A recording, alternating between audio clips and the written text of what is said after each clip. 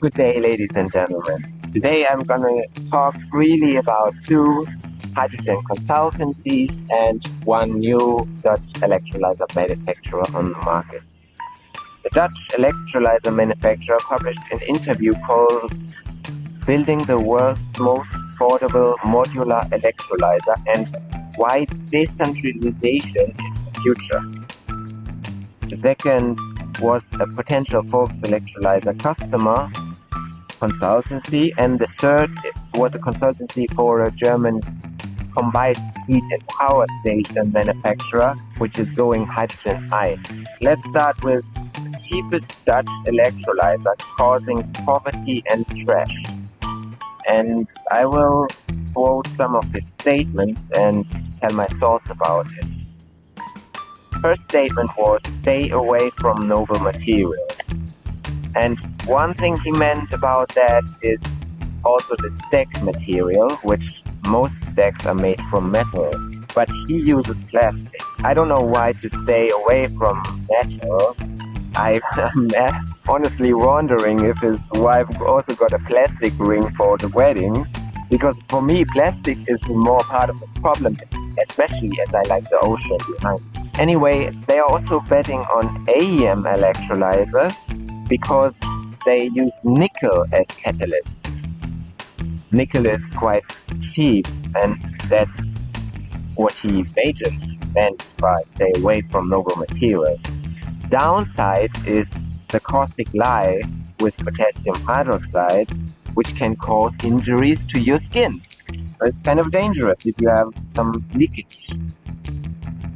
We use PEM electrolyzers, which use drinkable deionized water, and they use noble metals. The value of iridium and platinum together in the Volks-Electrolyzer 1 was less than $50. This is a fraction of the total electrolyzer costs, and I'm happy to take them. And still, we are cheaper than AEM electrolyzers. Maybe I make a video about how we do that. Last fall, I even bought platinum bars at a gold store. When I came back after Christmas, I already won $1,000 on the noble metal because the queue was as long as the street and they were all only letting some people in. Everybody wanted to buy noble metals because China locked their gold reserves. The prices skyrocketed and I already made a bunch of money. Additionally, in times of inflation, this is quite why the people were standing there. So if he's building cheap electrolyzers with trash, I don't know. Anyway, the pioneers who bought the Volks-Electrolyzer 1 already won $5,000 because at this time all the components were cheaper and they are already making 2 kilograms of hydrogen each week for years. However, the manager from the Netherlands is very sympathetic because he also believes, as the title in the video says, in decentralization of energy. And he wants to build affordable electrolyzers, and that's actually what we do too. I believe you, even as a normal person, should make hydrogen with excess power and either make another income or use it for bad times, for backup power. I don't agree with him about the second statement, which was to produce in India or China to reduce costs for its clients in the Netherlands. Because this isn't innovative at all and this isn't long-lived. Basically, that's what our parents already did. That's why we basically can't buy any clothes no more and basically nothing made locally. Well, that was nice for our parents back then, but it isn't nice for us because all over Europe and America, all the factories were closing and all the jobs got lost. Worst is the knowledge was gone because no patent will save you from a company which manufactures the product to not know how to produce the product. That's just dumb. That makes us vulnerable. Just think back at the time that the Suez Canal has been closed and no more stuff from China could come to Europe during COVID. That was like nobody could deliver anything without them. At the end, he will be producing in India and China, where workers have no rights to complain or are just so cheap that this is the best chance they get. Now I have a question to you. Have you ever heard a Chinese person complain? Or have you recently read negative press about Chinese life circumstances?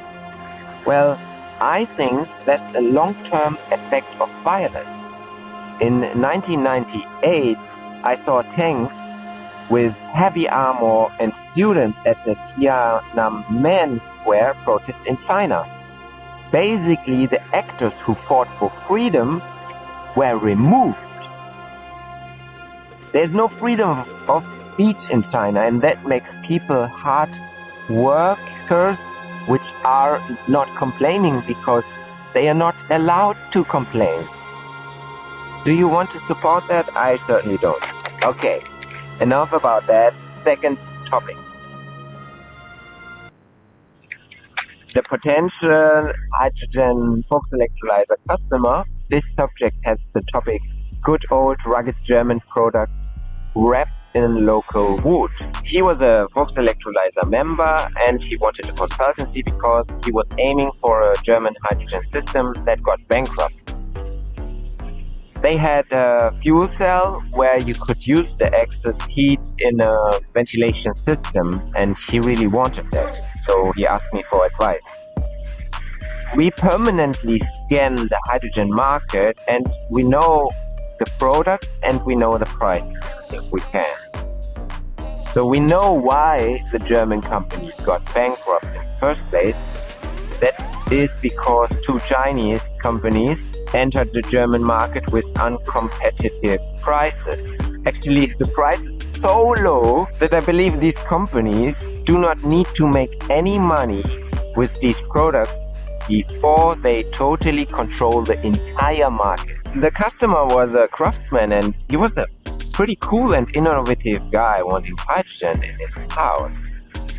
And as this was a consultancy and I'm not a salesperson, I guess, I'm not trying to sell him. The foundation for the hydrogen system in his new built passive house was already there, and even the pipes to lead to the fuel cell and to the electrolyzer were already dug in the ground, so he really wanted the system. I told him about the Chinese companies and I gave him the contact of the salesperson they hire, German guy. And do you know what happened after the weekend? He told me that the system they offer do not have heat recovery, but they look good and deliver more stuff with it. So he will not buy a Volks-Electrolyzer, and I kind of understand him. Because I often see in my life that people value things they know much about. Like a dentist will have clean teeth with quality toothbrushes, the nutritionist will eat healthy, and the personal trainer will look like Arnold Schwarzenegger. A German engineer, though, that's what I am, wants quality local products. And this is where I do not know much about, like smartphones for instance. I will willingly buy from China and save a couple of bucks and not buy a Fairphone or something like that, because I just don't care. I want a good mobile for as little bucks as I can. So that's why I can understand him. Now, I don't want you to get me wrong. I don't want to talk bad about any Chinese person.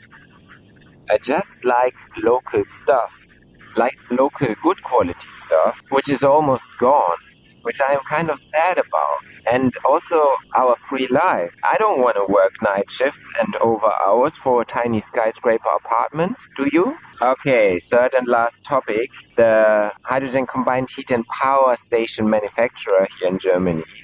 And I gave it the title Betting on Hydrogen Due to Economic Regression. So another consultancy about hydrogen this week was this combined heat and power station manufacturer.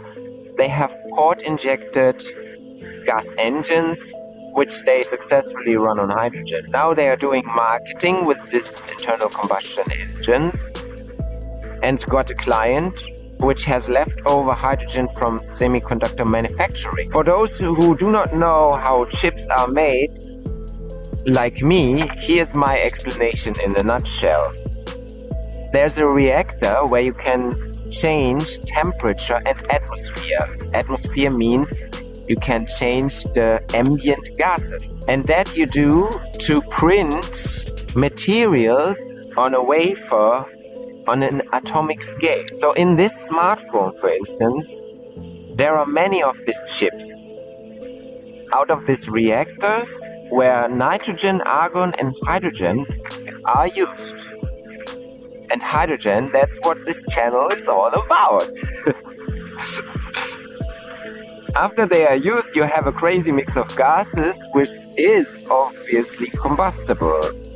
So this guy's client had the idea to make electricity with this leftover hydrogen. The manufacturer was a very smart business guy and obviously really wants to sell this generator, so that he was doing research on hydrogen prices for the other components. Prices in the hydrogen market are basically hard to get, and those prices he got were so expensive that the project will never be economically viable. They needed a pump to compress the hydrogen for the port injection system from a huge hydrogen storage balloon from 1 bar to 6 bar.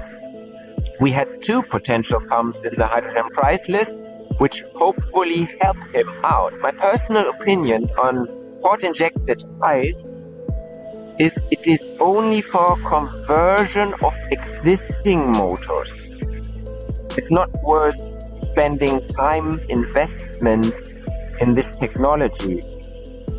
Direct injected engines are better because the port injected engine has only about 1/3 of the power with hydrogen than it has with gasoline. You simply cannot bring enough air and hydrogen into the piston through the intake port. While when you have direct injection, you fill the combustion chamber fully with air and then increase the pressure even with the pressurized hydrogen, which is already moving the piston down.